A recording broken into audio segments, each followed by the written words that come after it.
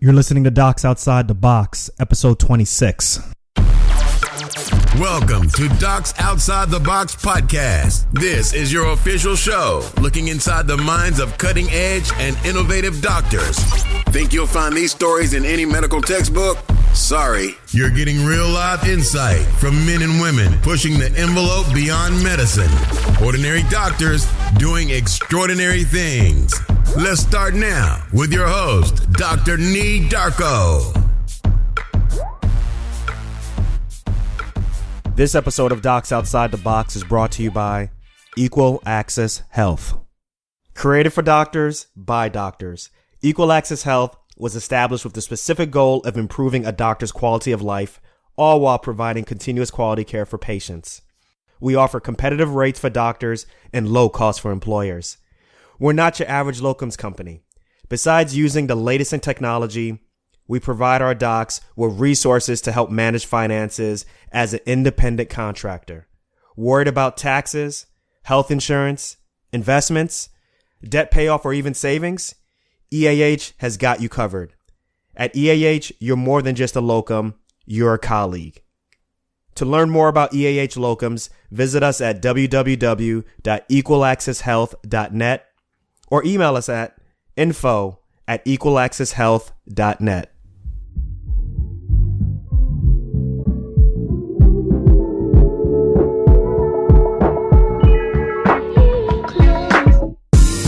What's good, everyone? Welcome back to another episode of Docs Outside the Box.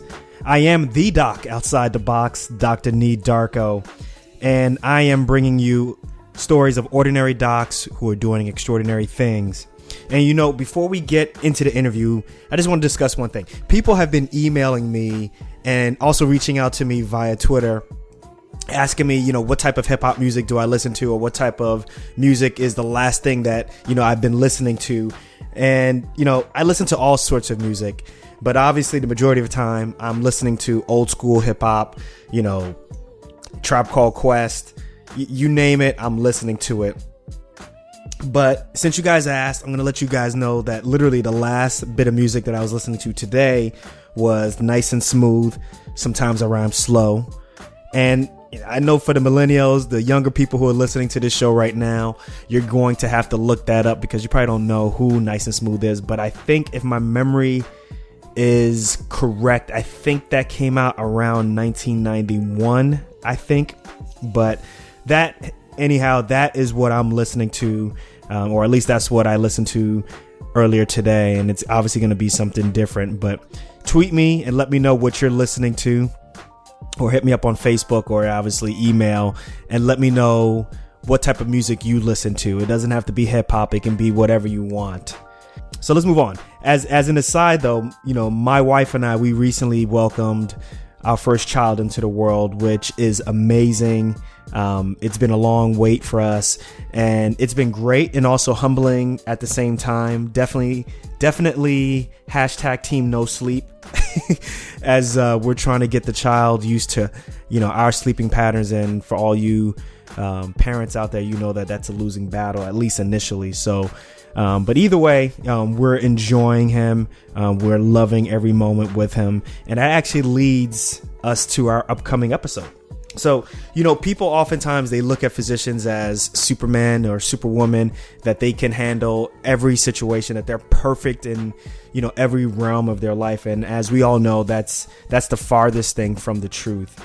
And as a father now, watching my wife go through the process of motherhood, it's fascinating. It's amazing. And to me, it looks like she's got a handle on everything. It looks like, she's got everything on check, which she may very well do, but who really knows what she's really thinking? Only she knows, right? And only maybe other mothers know. But things that I probably would like to know is, like, is she vulnerable about certain things? Is she insecure about things like that? And should she even get a nanny?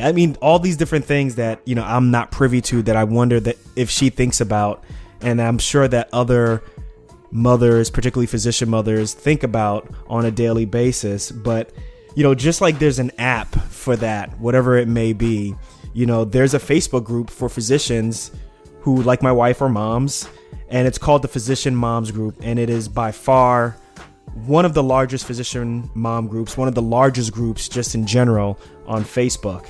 And today you're going to hear from Dr. Hala Sabry. She is the founder, creator of Physician Mom Group, also known as PMG. And she's going to take us through the genesis of how PMG came to be.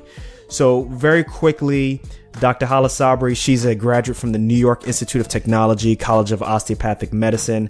Not only did she get her DO from that school, but she also got her M.B.A. from there. And then she went on to complete a residency in emergency medicine and is currently a practicing ER physician in California.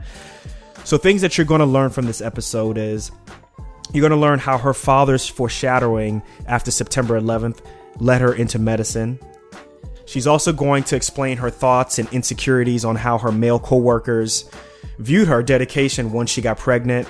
And something that we all, I think, whether you're male, whether you're female, that you can relate to is the feeling of sacrifice that came back to haunt her. So how many weddings, how many funerals, how many major get-togethers that she missed from family members and friends, and how that all came back to haunt her, and how she basically talks about how the physician world can be very lonely.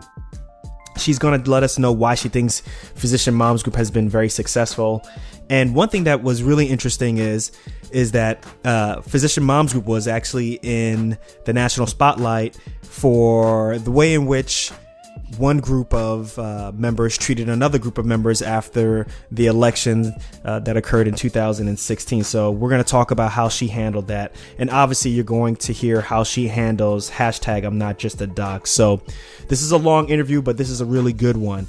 So without further ado, I present to you Dr. Hala Sabry. Back at it again with another episode of Docs Outside the Box. I have Dr. Hala Sabry. Hello. Hi. What's up, girl? Founder, creator of what is pretty much the largest group on Facebook, the Physician Moms Group, with over 66,000 members. Is that true? Well, we're definitely not the largest group, but we are a large group of physician moms. And so, yeah, it's been a crazy ride. So thank you for even asking to interview me. This is amazing. Oh, come on now. Now, I know you're so busy, so it's actually a privilege for me and for us, the audience, to get you on the show. I know time is short with you, so thank you so much for being on the show. Like I said, I've been trying to get you on the show for a while, just because I think what you're doing and the members who are part of your group of what you're doing is amazing. So before we get too much into the nitty-gritty of what you're doing, can you tell us a little bit about yourself?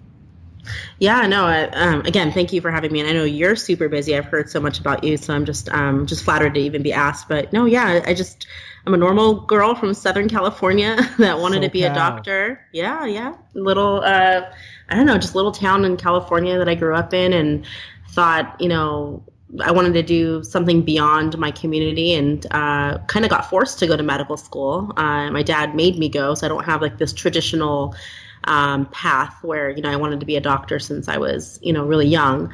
My dad was a physician as well, so I went to medical school, but knew that what kind I of just doctor saw. Is he? He passed away actually, but he was emergency medicine, and this is kind of an interesting story. I don't know if I've ever told anybody in an interview about this, but I worked for the Disney company through high school and college, and even after college. I did not go straight to medical school, and I thought to myself that I really liked business and I liked the customer service aspect of Disney company, and I really grew as a person there. And my dad, it just pained him so much that I worked there, because he paid for my college cash, and I was so lucky. And he really had this like aspiration that I would continue his legacy of being a physician.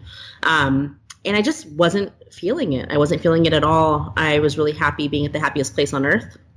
And so, I don't know, we'd had a lot of talks about it. And then we were on vacation during September 11th. And honestly, that's when my small town kind of girl naiveness was highlighted. When that happened, I really, actually, it's so embarrassing to even admit this, but I didn't know anything about the Twin Towers. I didn't even know exactly where they were. Really? I didn't know. Yeah. It's so embarrassing because I ended up moving to New York the year later. But yeah, I didn't know anything about it. And my dad, he's sitting there in front of the screen crying. And I my dad's not a crier.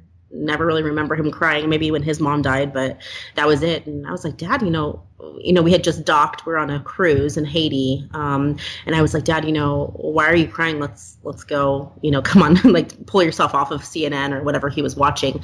And he was like, no, this is really bad. This is horrible. And, he's like, look, I immigrated here. He finished medical school in Egypt and immigrated here right before he did his ophthalmology residency, and ended up doing residency out here in Southern California in emergency medicine. And he was like, immigrants come here, not only to help the community here, but also for the future of their family, and so here he is. And he was kind of spouting a lot of like concern. Well, first of all, just a lot of concern over the victims. I mean, that was first and foremost. I mean, even though we're Egyptian heritage, we're American.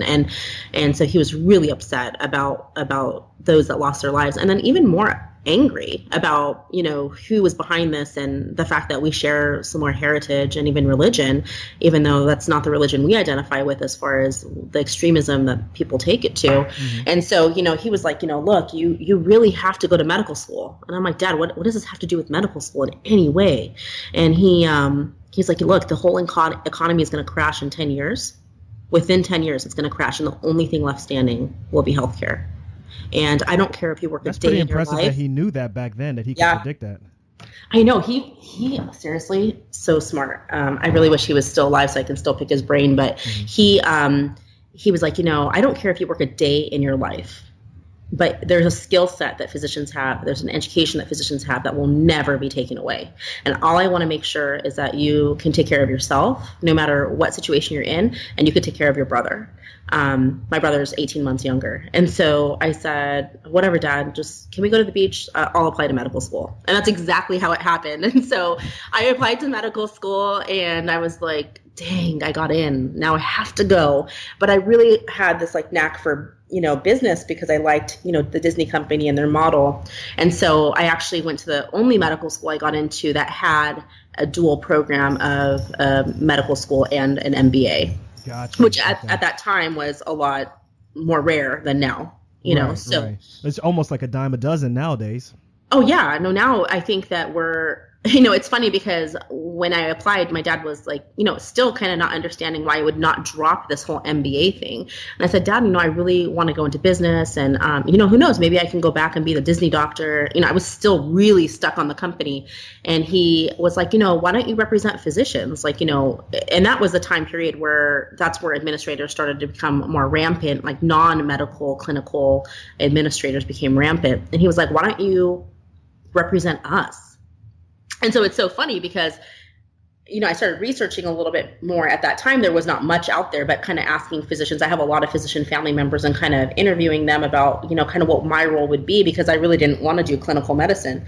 And so when I was in my interviews for medical school, I kind of touched upon it. And it was funny because these doctors were like, gosh, this is like so forward thinking, where are you getting this from? And so they just liked my background. And so every type of interview I had, whether it was for medical school or residency, always, they would hone in on this, passion for business, which I ironically didn't do anything with as far as, really hospital administration. I mean, I'm on a lot of hospital committees, but my goal was really to go into like, either hospital administration within one system or to do acquisition of new accounts for like larger physician-owned groups.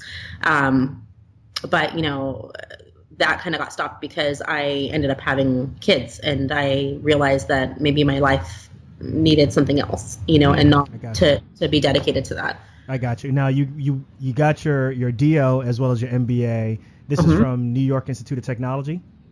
Yes. Yeah. I think they just changed their name to NYIT Com. So all these medical schools are changing their names. Like my medical school changed their names, but so your school now is NYIT Com now, right? Yeah. Okay. And then from there you did your residency in emergency medicine. I a lot of people think they credit my father. They're like, oh, that's so cute. You're following your dad's footsteps, but actually that's has nothing to do with why I chose emergency medicine at all.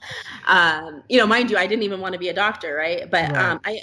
I actually, I fell in love with clinical medicine, when I was on my third and fourth year rotations, and so I liked everything, like seriously everything. Like on my psychiatry rotation, I was Even like, I OB? want to even OB. I was Even like, peds? even peds. I was just like, I love everything. And my mom was so sick of hearing like, this 6-week rotation, I want to be fill in the blank. But, in emergency medicine, I found that I could be all those things at different periods of time, and, not to the depth. I'm not taking away from any of the training that all of these wonderful physicians are doing, but at least you get a little taste of it. But mostly why I applied to emergency medicine is, remember, I still had this business aspect. And I thought, if I want to represent physicians, if I want to really make money for hospitals, I really have to understand how hospitals work. And there's really a couple of major ways that hospitals make money. There's a lot of major ways, but as far as patient care goes, one of the biggest the gateways to the hospitals are the emergency rooms. And so I was like, well, what if I understood emergency medicine to a point where I can use that to a vantage point to help leverage physicians, in the hospital clinical medicine world. And so that's why I did it. I applied for emergency medicine, and I also loved, I just love the field itself and to be able to teach. I thought, if I really wanted to teach patients in the community about their health, this is the perfect opportunity because they're scared, and no matter what they come to the emergency medicine for, whether it's a stubbed toe or a heart attack, whatever it may be, they are scared. And so sometimes you have their attention, you have a good captive audience, and sometimes not, but it works sometimes. So with that story in mind, what you said before, kind of, being able to teach and being able to have the ability to kind of take care of people clinically, and then also at the same time have your mind on taking a step to a non-clinical step into hospital administration. Did you ever think that this had an expiration date on it? And what I mean by that is just being an emergency room doctor. Yeah, my plan was, let me practice emergency medicine because I like it. I love it. And I also need to build some credibility. One of the things I realized in medicine is that, physicians don't really have a lot of respect for administrators that are non-clinical. But even the clinical ones, I think that they get bashed a lot because it's like they don't practice anymore. And it's a conflict of interest at that point, right? It's like you're not in the trenches anymore. So no. Yeah. And then you start speaking like an administrator and you start ordering like an administrator, and I'm not an administrator, but I see like the situation that they're in, and I kind of feel bad because I think that they go in there with good intentions and they realize that there's so much bureaucracy and political, ties and all these things that they have to kind of appease, and the physicians. But I figured before I even knew any of that, I thought, if I'm going to be a respected administrator, I have to kind of, learn. I have to, build my street credibility as a physician in the attending world. And so my goal was, 5-year goal. Let me, really advance my practice, network really well in my own community and within my company, and see if I can get that respect from my fellow peers. Really knowing that I would be judged not only by my gender, but also my race and my religion and all these other things, right? And so I wanted to make sure that I had the backing of my fellow physicians before I did something like that. Now, are you still practicing right now? Of course, yeah, I still practice, and but more than full time. And but I've kind of dropped that admin passion, and the reason why I dropped it is I never factored in all this whole story from when I was in Haiti in September 11th to my attending world.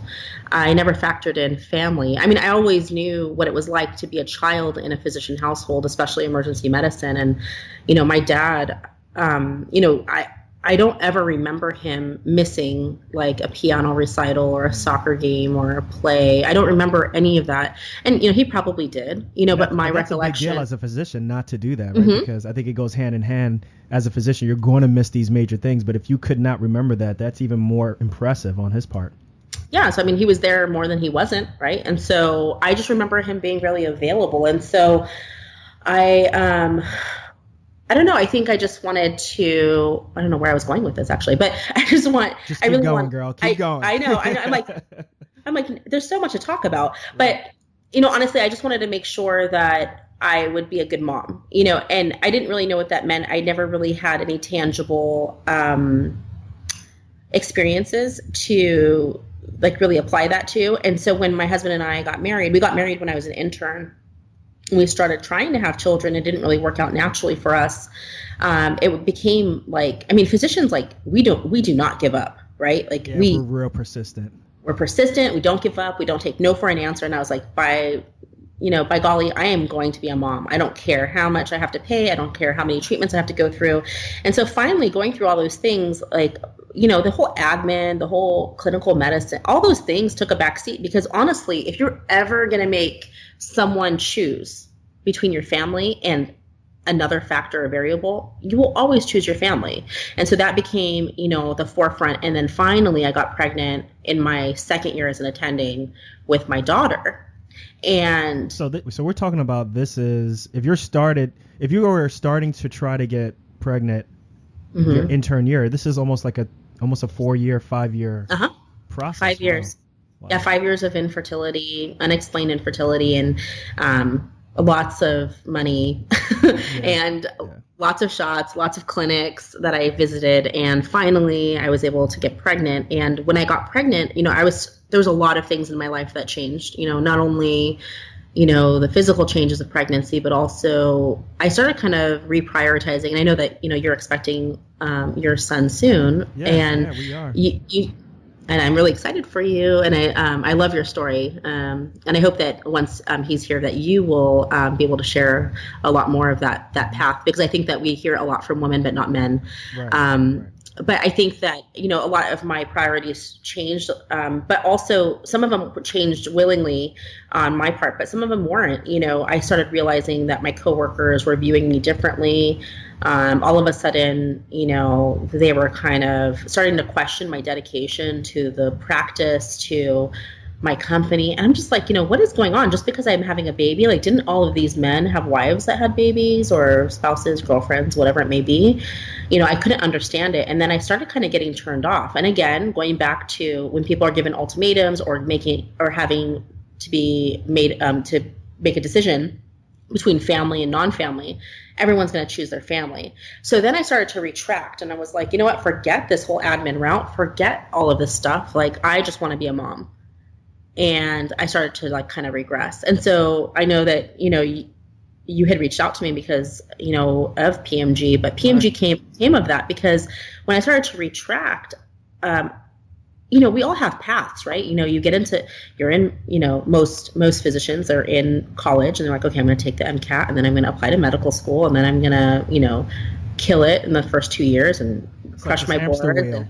Yeah. And you always have like this, like, carrot in front of you that you're chasing, right? And then finally you're at the end and you're like, I don't even like carrots. Like, what the hell is happening, right? And so, and so then I was just like, so I started to retract, and I started realizing how alone I was. Like, I just spent 12 years of my life chasing this dream that I don't want anymore.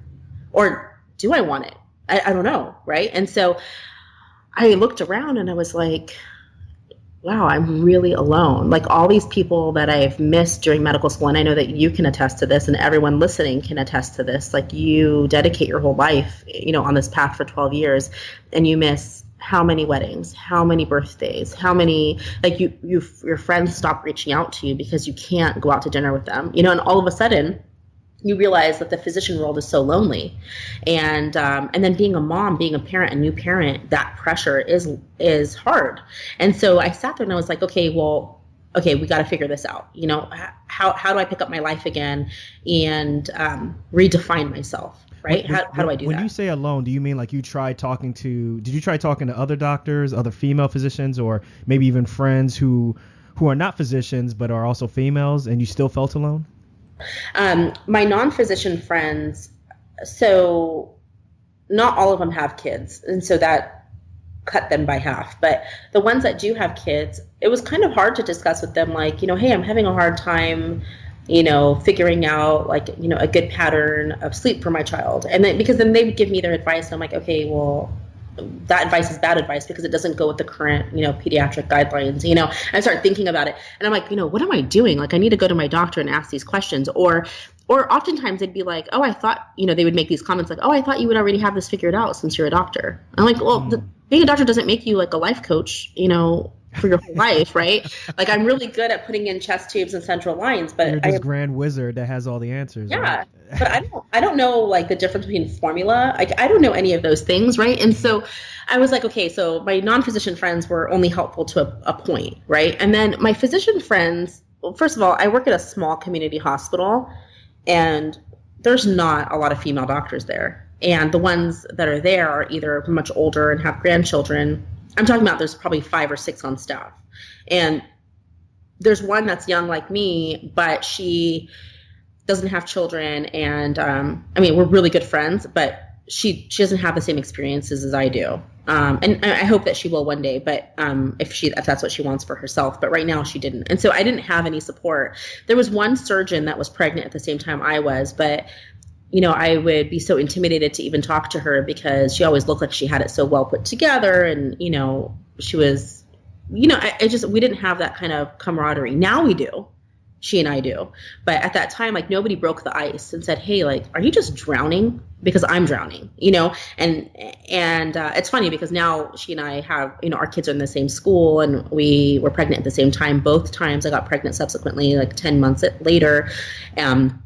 And so she and I, are friends now, and we're friendly, and our children will hopefully grow up together. But that was not our situation back then. And even so, she's one person. How much support is one person? It's more than zero, but it's great to have like a tribe, And so I thought to myself when I was pregnant with my twins, okay, this is getting overwhelming. I'm going from 1 child to 3, under 18 months. What the heck do I do? And so people who are listening to this that are moms and are on Facebook, they can attest to when you get pregnant or you have children, all of a sudden people will start adding you to these mom groups. And these mom groups are made of a lot of different people that are non-medical, or they could be medical too, but they have different lives that don't really mirror ours. They have like 9 to 5 jobs, or they're not the breadwinner, or they don't work at all, and so my questions could come off really elitist, I guess, in some ways. Like, my first question I had was,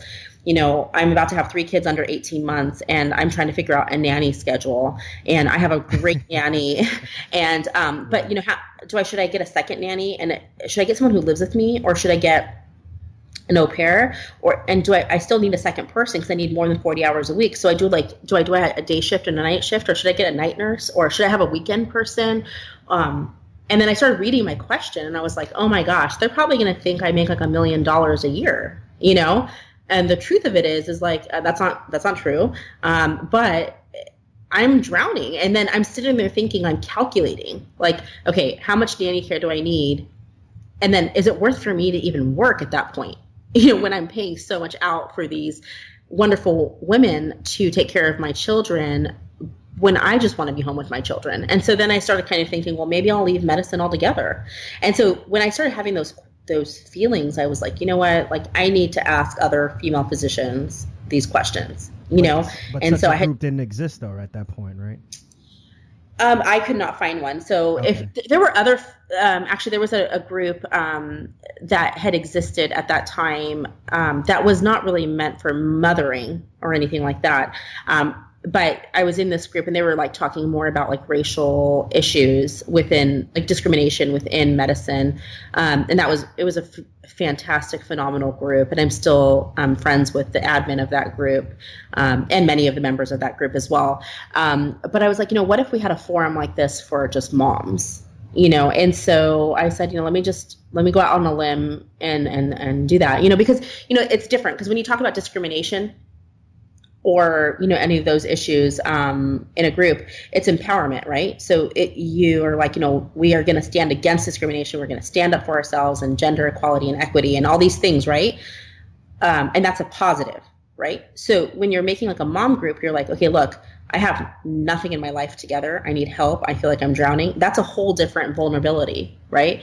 And you can't blame it on a system. You can't blame it on, outsiders. This becomes more like a support group then. Right. It is a support. They're both support groups, but they're support with different stressors, right? Mm-hmm. So I actually, Dr. Dina Safe, who does PMG with me, she had twins that were 3 weeks old at that time. Our twins are 6 weeks apart, and so I messaged her and I just said, hey, what are you going to do about nanny care? And she goes, I don't know. I was going to ask you. And I was like, well, that sucks because I have she thought that I had all this experience because I had a 16-month-old at that time, and I was like, no. 1 kid and 3 kids are a whole different ball game. And so I said, well, I'm thinking about making a mom group. What do you think? Would you can you at least participate so I don't look like a fool, by myself? And she goes, yeah, once you have a baby and you're breastfeeding and you have all these hormones going on, you don't even care what you look like at that point. So she's like, yeah, do it. Let's do it. So I made this group of just 20 people. And then that just exploded. And now we're 67 or 68,000. Yeah, you're a whole bunch, actually. Yeah. I mean, who knew? Who knew that everybody felt like this? So when did the Facebook group start? November of 2014. Okay. Now, when you started, did you anticipate it was going to explode like this? Or did you just think no. No? Oh, no. If I planned this would have never happened. It's the fact that I was just so vulnerable. And I put this post out saying look, I'm really I think I'm having a PE, I'm having a pulmonary embolism because I'm having chest pain and shortness of breath. And I'm a really calm person. And, I don't know, I take stress really well, but right now I'm feeling really overwhelmed. And I am, I kind of blamed it on these hormones and these twins, I just blamed everything on them. And I was just like, can someone help me get through this, and they were like, we all feel the same way. And I just felt validated. And all of a sudden, all that chest pain and shortness of breath went away, instantaneously. And so when did you know, or when did you start to say, oh snap, this is getting really big, this group? Within, well, I think I was shocked for the first month because we became 1,000 members within a week and then 3,000 within a month. And I never really advertised it anywhere. Yeah. And I started realizing, wow, that's kind of growth. And I never said anything to my husband because I was I don't want him to think I'm weak, that I'm seeking support or that he's not enough support in my family unit. And so a few months later, I made this in November. And then in March, he was like, why do you keep looking at your phone? And I was like, well, we made this mom group. And he's like, how big is this group? And I was like, 13,000 people. And he was like, let me see it. And he grabs the phone out of my hand. He was like, what? And he's like, how did you find 13,000 people? I'm like, they found each other. It's not me. Uh-huh. It's everybody that wants support. And, that's when I started realizing, I think at that point, that's crazy, that there's 13,000 people that can bond over being a mom. And, some of them were, pregnant or trying to get pregnant at that time. Some of them had gone through miscarriages, had lost children, adopted, or their grandparents. So there was all stages of motherhood. And I think that why PMG is so successful, I don't advertise anywhere. I'm not trying to advertise anywhere. That's not really my goal is not to have the biggest group on Facebook. That's not my goal in any way. It's more quality than quantity, if anything else. But I think that the reason why PMG is successful is because I think there's something about being a mom. People can bond over anything, right? But there's something about being a mom that makes you family. And so I think that in the medicine world, that it's really easy and we're really good at segregating ourselves. So, there's emergency medicine and then there's, all the other fields and then there's subspecialties within those fields. And then you find yourself only really connecting with people you went to medical school with and those people that are in your super subspecialty. And I think that's what was happening for women. On top of it, I think women have a different element that's really important to mention. And I think when we're going through medical school, I think we're taught this nonverbal lesson that if you want to get anywhere, it's every man for themselves, every woman for themselves. But and I think we all feel that in medical school, everybody's kind of a gunner, going after, the honors or whatever it may be. But when you're applying for competitive fields, especially, a lot of these programs at that time were only taking one girl a year, this token girl, or there's there's different programs. Saw that in surgery big time. Yeah. Right. There was one girl, if anybody, or one person of color, or, Right. it's sad, but there, it happens. And so what happens is that instead of banding together as women or, anything else that any other factor that you feel discriminated against, what ends up happening is, I think for survival of the fittest, you end up kind of becoming ruthless and tripping over the next person. Yeah, just to get to the goal, right? And it's not even like you do it intentionally. It's not like Right. you're bad people, but to get anywhere, you have to kind of step over people, on top of people, or, kind of show how you're differentiating yourself amongst all of the other women applicants, and so then you find yourself alone, right? And so then you're trying to make amends with this whole group of people that you probably have hurt and you don't even realize, or you've been hurt by, and, you're trying to have to let down your guard and become this group that, can band together on your experiences. And I think that's unique to being a mom as far as like, how we can bond, but that's not unique to being a physician. And I'm really happy right now. I think the best accomplishment of PMG is that it's spawned like a lot of, and it's basically created the platform for, or I mean, at least the mindset, I should say. It's nurtured the mindset to be able to form these communities based off of any marginalized population, or any group that wants to get together more on a social level, And so I'm really happy that we've done this. And that has nothing to do with the group as far as its size. I think it just has to do with like breaking the ice and being leaders and saying it's okay. It's okay not to be perfect. It's okay to seek help, and it's okay to move forward together. Now, you're recently fresh off the Physician Moms Group CME, which is basically a large conference where the majority of members got together and you had different events where you can get CME and almost basically like a conference or a convention. Can you talk more about that? Yeah. So it wasn't extremely large. We are just testing the waters, really. So Dina, I mentioned her earlier. She's an emergency medicine physician, and I've known her literally all my life, and we look very similar on the outside. She's an emergency medicine physician as well, but she went into academics, and that's where we kind of differentiate in our clinical practice and our interest in medicine. And so she, when we started making the organization, we started kind of transforming it to the organization. Our mission is to support women physicians who are parents in social, professional, and educational avenues. And so I thought, well, let's get CME on board. We all learn from each other so much. Why can't we get credit for this? And so basically we're still early in the process, but we made our first conference that had CME credit, both AOA and AMA. And Dina, she really spearheaded most of it, so I can't really take too much credit. But we had a fantastic time discussing how to redefine yourself. And I kind of mentioned that earlier in the interview about how it's important to sit back and kind of be aware of your situation, what you're happy, what you're not happy about, and know and be empowered that you can change it. You don't have to change your whole life, but you can change the aspects that you don't like, or maybe you can change everything about it. And so I think with medicine, it's that whole see one, do one, teach one, right? We've all been there, right? Whether it's a procedure or, H&P or whatever it may be. Right. Okay. And so I was like, nobody does a residency in like this life transformation, right? And so we had topics that were about redefining yourself by people who have already done that, physicians that have already done that, and to share their story, share their secrets, their pearls of wisdom on how those members that are attending can do it as well, and taking that barrier off of like, differentiating yourself and that gunner mentality and saying, hey, listen, like I built an amazing company that's now a multi-million-dollar company. Let me tell you how that started.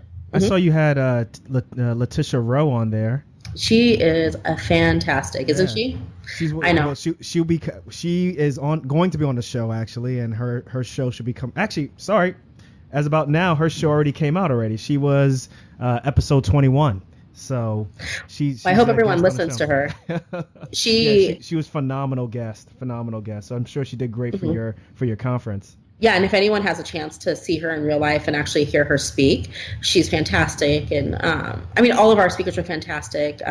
Dr. Bonnie Simpson Mason, she was phenomenal. And all these physicians, if you just look at their backgrounds and see what they've done with their lives and how they've come out to share it with everybody, that's really, I've never seen a conference where such a captive audience. Like, this conference was like, definitely, it's not one of those conferences. What do you do when you go to a conference? Like, you go, like, you kind of sit wherever you want to sit, maybe in the back and checking your Facebook or maybe your email. I'm not saying that you do that, but I'm saying a lot of people do that. And this one, I do it too. I was hoping that you would save me on that one, but it's hard. It's hard to, keep attention. And it's sad because all these conferences, they put so much work into it, and these speakers are, it's hard. It's hard to get up there and speak and, about any type of subject, and so everybody should be attentive. But, the thing is that we're so tired. We're so tired of being lectured at. We're so tired to be talked to.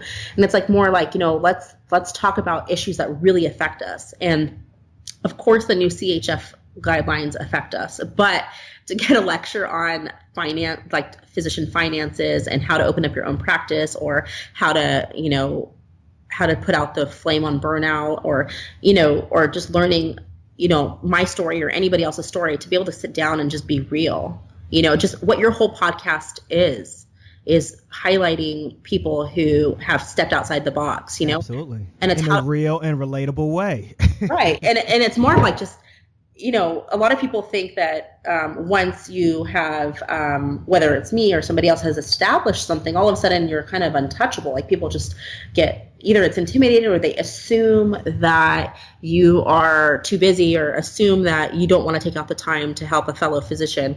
But, there's so many physicians out there that don't want that precedent. They want to break that mold, and they want to see their fellow physicians, succeed.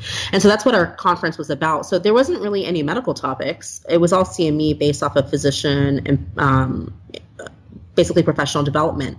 But it was seriously fantastic. One of the last lectures inspired, all of them inspired me, but the one lecturer that inspired me the most, I think, in a surprising way, was so PMG has its own research department, just research team made up of. Yeah, we do. We have 12 physicians, and one of them's an epidemiologist. We have IRB through UCSF. Really, really talented physician researchers, and they're highlighted on our website, I believe. And if they're not, I will make sure of that, because I think that they need the credit. And they are putting out a lot of different research studies based off of PMG to really help the greater physician community, not just PMG. It's all the physicians that exist, especially in the United States and around the world. But most of our members are United States and Canada. And so our research director, Dr. Eleni Linos, and also Dr. Esther Chu, they're a dermatologist and emergency medicine physician, respectively. And they gave a lecture not only on the results of our survey that we do a yearly survey every summer. And so last year was our first year. We're getting ready for the second one, but they gave the research results. But what was really, really cool about their presentation, they taught an amazing lecture on how to write literature. And it could be a blog. It can be, how do you get yourself in the media if that's what you want? And they're not from a PR rep standpoint, but as a physician, and she gave lots of examples on how they got into the media, and they're both very, very accomplished writers, and they've been highlighted. Advice. I think that's excellent advice, because that was actually the next question I was going to ask you, which is what's your advice for doctors who are going to listen to this podcast now, doctors who didn't make it to the PMG event, but who are looking to have a presence on social media, i.e. blogs, podcasts, YouTube, what have you. What they were talking about is something that I think the audience can definitely benefit from. So please keep going. Yeah, no. And so I never thought of myself as I'm not a blogger. I don't have a podcast. I don't do any of these things, but it made me want those. All of a sudden I wanted to be this researcher. I wanted to be, a commentator, or, a medical consultant of some sort. And that surprised me because that's not a part of my creative brain that I ever thought would ever be, exercised. And so, I don't know. I just wanted to share that tidbit because that's something that I think people are always used to, like the whole burnout and wellness and all these like daunting topics. But it was so uplifting. And I think that that room, I've never felt energy like that in my life. Just everybody just wanting to be there, not having to be there by their specialty, not having to be there because of their board certification or research. They were there because they wanted to be. I'm thinking about crashing we this. had no, and you don't have to be a mom to go at all. Anybody could have came. And it's so funny because we had vendors as well at this conference, and one of them was a vendor from a company called Seal, which is I don't get paid by them or anything like that, but I just want to mention, because I think this is really funny and awesome, is there is a physician, it's an emergency medicine physician that made this company called Seal, and maybe you should have him on here, but he made this, invented this device that helps try to prevent drowning for kids. It's like this device that alerts you if your kid is underwater for too long. That's pretty cool. Yeah. So like, for those early swimmers, ones that you like, I mean, obviously you're going to be watching them at the same time, but sometimes you don't realize if they're in trouble or not. And so it's a device to kind of get your attention if they're having a little bit of issues, even though they're above water, Dr. Snyder? It's Graham. Snyder? Yeah, Graham. Yes. Found him. He's fantastic. So he was in the back, right? And he came up to me during like the lunch break. And he was like, "Oh my gosh, Hala, this is fantastic. I'm learning so much." And he was like going on and on and on and on about the conference. And he was like, I need to get every female physician I know part of your group. And like, we need to replicate this conference for men. And he was just so on it. And he has been emailing me since, like just such a cheerleader, not only for PMG, but just for what we're doing as far as trying to change physicians' lives. And, he's a man, and he saw it and he's like, "Look, I'm a dad and the issues are the same. Issues are exactly the same. It's just the social expectation is different, right?" And so he is just like, fantastic. And we also had one male kind of last minute speaker. So we had Zubin Damania, which I know that you know who he is, but Z-Dog, yeah. So he runs a really prominent video blog and he has really strong social media presence, and he's been a mentor to me for the last year. And so he actually came and stopped by and ran our physician entrepreneur panel, and he kind of shared his experience as well. And that's kind of neat to hear his experience too, because we just see this facade of what we expect, like, oh, it must have came easy to him because he can sing and rap, or, he can make good lyrics, or he's really well spoken. But then you hear him and his struggles on getting to where he's at, and you're like, wow, like he's a real person. I mean, I know this about him because I've had many conversations with him, for the last year, but the public they have this idea of what he's like. And so I think that that's just been really neat. We did a smaller conference just to kind of learn, kind of how to do one. And now that we've done that, we're actually planning for a large multi-specialty conference where we will talk about medical topics that resonate within our group, as well as replicate some of the topics that we went over this last conference. So that will be next year. I usually ask my colleagues what is the feedback from their colleagues, if it's positive or negative. But I think in this situation, one thing that I wanted to get from you is recently the Physician Moms Group had a national limelight, was in a national spotlight for, I guess, the relationship of certain, let's just say certain members and their relationship with other members, particularly after this past election, which is very polarizing. And I wanted to talk to you about that. Like, how did you handle Physician Mom Group being put on, a national spotlight where you're not really able to control what's being said about your group? And then how did you respond? Yeah. So I'm glad you're bringing this up. So yeah, a year and a half ago, when the political campaign started taking off, before we even had an idea of who the candidates would be or anything like that, we made a decision early on that, PMG is not going to be a political group. That's not why I made it. I've talked for the last, 40 minutes or so about my passion, and none of it has been political in any kind of way.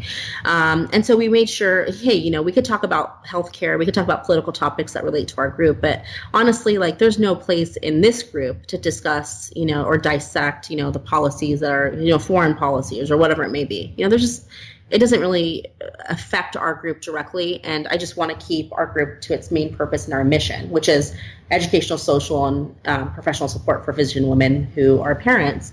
And so, you know, there's some people who really are passionate about politics and they can't separate that, you know, and so I'm just not one of those people. So, but I know those people exist, you know, in the real world, and especially the virtual world. And the virtual world is kind of worse because there's things that you would say online that you would never say in real life because you're Things really that'll brave get you punched typing. Out, that'll get you in trouble. Oh, yeah. Absolutely. I agree. You would never say that, you know, like, you know, if we disagreed on something, I would never be like, well, you're a bleep, bleep, bleep. Like, that would never happen. But somehow your fingers, like, you know, they're so brave. And so they'll start typing things that maybe not necessarily you mean, but and you know, and it's, as they say, I know, fingers, right? Yeah, basically. And so when the election happened and President Trump was elected, I think that it did spark a lot of controversy. And it wasn't just in PMG. I mean, if you looked at the news, right? So like, this wasn't anything that was new that was happening. The whole world was, you know, kind of conflicted, you know, whether that it was a positive or negative thing. And personally, like, you know, I thought that was a really interesting you know, kind of comparison, and people were really passionate. And so, you know, there was people from both ends calling each other names, and, you know, and that's against the group. And we remove people for doing that. We remove people. I don't care what side you're on. I don't care how you voted at all. Right. But at the end of the day, like, if you can't be respectful and support a support group, then you don't need to be part of our group. Right. Now, are you doing that yourself, or do you have like watchdogs and people, moderators, or is that like you like on a Sunday night looking at that like, nah, that's a bad comment, I'm deleting that person? Like, how does that work? No, we do have a group of people, and we're all empowered to delete people. Oftentimes they'll, you know, we all do it, and it's about 8 of us. You know, and it's really obvious, you know, you're calling someone a loser, you're, you know, cursing them out, or, you know, or disrespecting President Trump or President-elect, candidate Clinton. This is just not what we're about. You know, we're not about calling names, and we've deleted people from both sides, to the point where I've gotten nasty emails from, you know, liberals saying, you're a damn Republican, blah, blah, blah, blah, blah, right? I've gotten emails the same day from Republicans. You're a Democrat. I can't believe you're ruining the group, you know? And I think, basically, you know, how I receive. No, but, you know, but what, no, you're not going to please everyone. But what that makes me feel is like, I'm doing a damn good job. If nobody knows if I'm a Republican or a Democrat or independent or anything else, that's a good point. I'm being accused of everything, and that's fantastic, right? Because I think that one of the things I get worried about is having my own biases in the group, you know, and so I try to really check myself before I delete somebody or delete a comment, you know, and we try to have very like strict guidelines.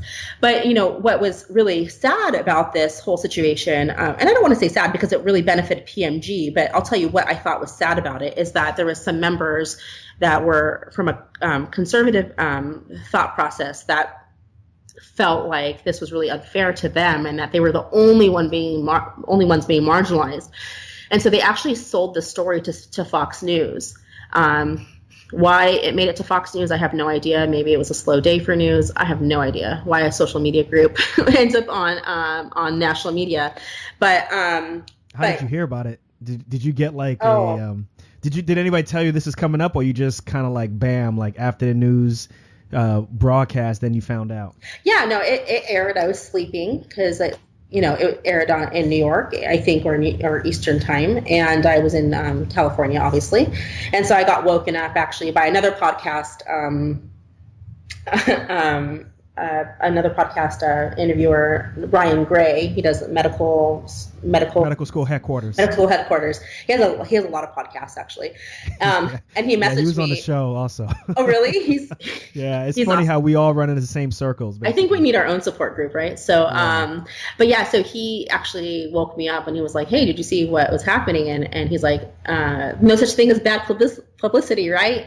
And I was like, what is he talking about? What are you talking about, man? Yeah. And so then I watched the clip, and, you know, I actually wasn't even upset about it or anything like that. I was like, well, that's her, or, you know, a group of people's opinion. And again, that shows that, you know, I'm doing a really good job in the fact that, you know, everybody thinks I'm the opposite of what they are, you know, and it's equal on both sides. And you know, I don't have any hatred towards, you know, any of these girls that did that or, you know, went on the news or anything like that. I don't have any hatred towards them because obviously they feel marginalized and I want them to feel supported as well. But, you know, what was funny is, you know, we were on Fox News on Monday and then we were featured in Forbes on Friday. So kind of interesting week for us.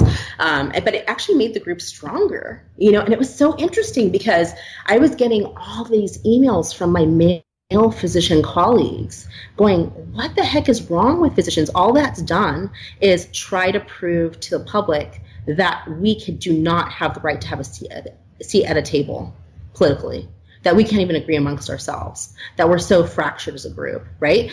And they were like, the group wasn't even, the group was upset initially because they felt like breached and stuff like that, but we actually came together really nicely and it made us stronger. So I'm actually thankful for that interview. I think it's really worked out beautifully for us.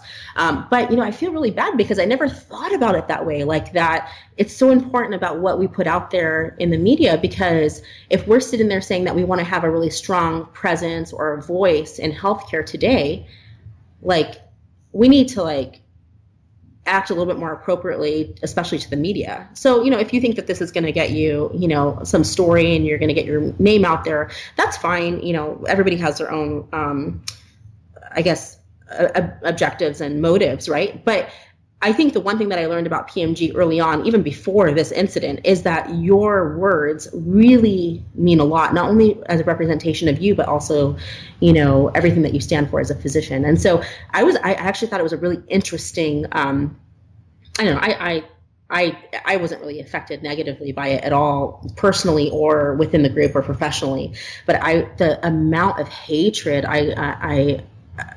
for the people who did this from my male physician colleagues was crazy. I didn't think that they felt that strongly about it. And it wasn't about them being my friend, but they were just like, you know, this is ridiculous. Like, we need to have more of a positive presence in politics, you know, and that's great if they want to do it. It's just that's not something I'm willing to take on in any way. I really don't want to be political, and I'm not trying to run for office and, you know, or anything like that. And gotcha. So, you know, I think that's one thing I did learn through PMG is, like, you know, not everyone's going to like you, you know, and that's okay. You know, I think, you know, well, I think that's a good stance to take, obviously, whether it's the Physician Mom Group or anything in social media, right? Because you can't please everyone. There's so many different views, millions and billions of views actually from all over the world, right? And if you're, what do they say? If you're not pissing off anyone, then you're not taking a stand on anything, right? So you got to stand for something, I think. But I'm really glad that you shared that with us, because I think that's a really good example of, you know, when you know you have a really good product, when you know you have very good quality, you're not really worried about what you have out there. It's just making sure that you're getting the message out there. So in this situation, I really appreciate you sharing that with us. I wanted to take a moment to just say we're getting towards the end of the interview, and I wanted to ask you some quick, fast questions. You game? Sure, I'm ready. Okay. So what's one thing you want listeners to get from this podcast? Don't be scared to be vulnerable. Be honest with yourself, and, you know, make sure that you're building yourself with around good people that are willing to kind of have the same objectives of you. Because if you don't do that, you know, this world can be lonely, and you'll only get so far by yourself. And so I think that building a network, whether it's a large network like PMG or just a small network at work, that, you know, we should all be working together and not against each other. And I think that, you know, a lot of the topics that people talk about is taking over medicine again, or kind of reclaiming our leadership. And we can't do that as, you know, teams of one, you know, and so, you know, just to be a little bit more open to working together. Definitely the positive of social media. What can the audience expect from you and PMG in the next 5 years? Oh my gosh. So we have a lot of really cool projects going on. I really can't talk about a lot of them. Some of them have to do with working with Facebook headquarters. Some of them have to do with working with some producers. Are you serious? Yeah. Nice. Okay. I don't know. We'll see where it goes. But honestly, within the next 5 years, we really hope that we can start building a little bit more infrastructure and take this support that we have online and kind of translate it to real life. And so I'm hoping that we're a couple steps closer to that in the next 5 years. We definitely can't wait. Mm-hmm. So Hala, what's a life hack that you use for productivity? Because obviously you're so busy. You're a mom, you're a physician, you're a wife, you are, founder and moderator of this large group. How are you able to balance all of this stuff? I'm not. And so I think just my life hack is realizing that I'm not perfect and really learning how to delegate. Yeah, I mean, love that answer. I'm never going to be balanced, and I think that I've learned how to delegate and surround myself with people who not only that I can help, but also that can help me. I have an amazing husband and a nanny that really, honestly, I could not live without. I think as far as a life hack is that on the weekends, oftentimes I'm working, but on the weekends I try to make sure that I try to prepare as much as I can for the week. So whether that's an interview with you or, it's my kids' clothes for the week, what I'll do is I'll spend 2 hours of the day and I will literally try to prepare as much as I can and just know that whatever I don't get out of that 2 hours, like if I don't complete something, that's okay because I'm as prepared as I can be. And so whether that's, as a mom, as a doctor, as a friend, or whatever it may be, I try to make sure that my Saturday or Sunday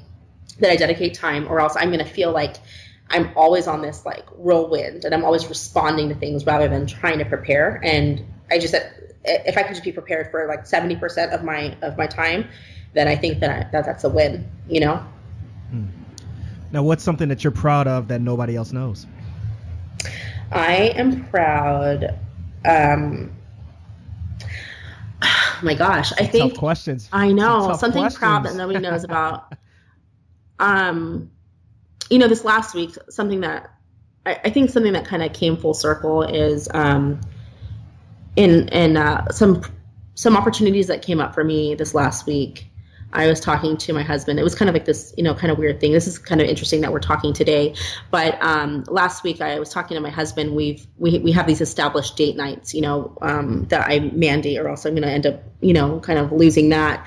And we're out and yeah, me and my wife, we do that too. I think it's important, and I think it's hard when you have kids, and so just make sure you upkeep it. And I think that's the best advice I got, and it's hard to take, but honestly, I think it's the best advice. But we were out, and my husband and I were talking about all these opportunities and things that we were talking about, and I was trying to decide what the right opportunity was for me.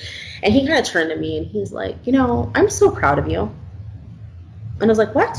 And he's like, he kind of just talked about how when you get married, and you're choosing a life partner, it's always somebody that you hope that it's accentuating your best qualities, right? And then vice versa. And we're just talking about our lives, and we've been married almost 10 years, and to kind of look back on that and just see kind of how we're still true to ourselves, but he's doing great things with work, and I've been so blessed, with everything that's happened to me.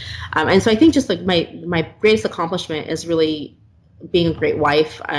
And that's not a self-proclaimed thing. He was just telling me last week, and I think that really means a lot to me. And then did you record that conversation? I know I should. What's the proof that he said that? I know I need this notarized. And then even my daughter, now, I think now my kids are a little bit. They're young, but they're a little bit more aware, and they just see that I'm happy. And even my daughter the other day was just like, "Mom, I don't want to go to school. I just want to go to work with you. You look like you're having a lot of fun." And I'm like, you know what? I look like I'm killing it right now, and I think that's my greatest accomplishment is that I'm happy. And so I know that's not really a tangible thing, that most people have, but I think that I've learned in this last 2 years, even though it's been really hectic, I've worked harder than I've ever had, and redefined my life. I think that it's not perfect at all, but I'm happy. And I think that that's an accomplishment that a lot of people, I hope, can have as well. That's an amazing answer. I love it. Thank you. So we're at the last sentence that I always ask my guests. This sentence is basically a proclamation that, look, there's more than you to just being a doctor. And obviously we learned that from earlier on in the conversation earlier on in the interview about, your passion for Disney. But this sentence is, I'm not just a doc, I'm a blank. And I want you to finish that, Hala. I'm not just a doc, I'm a...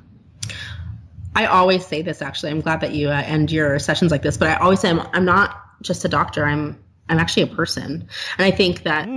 that's the first time someone has ever said that, actually. Yeah, no, it's true. I say this all the time. I say this to my patients, who think that white coat develops like this boundary. I say it to, my colleagues who, now that I'm getting a little bit more social media presence, so they kind of are a little intimidated about kind of asking me certain questions. I'm like, look, I'm just a person, I'm just this girl from California that has 3 kids and, is not balanced, I say it to the girls in PMG a lot of time. One of my best posts that I have ever posted was, I wore my scrub top inside out apparently. And I didn't realize until I was in a code and I was trying to put something in my pocket and I didn't have pockets.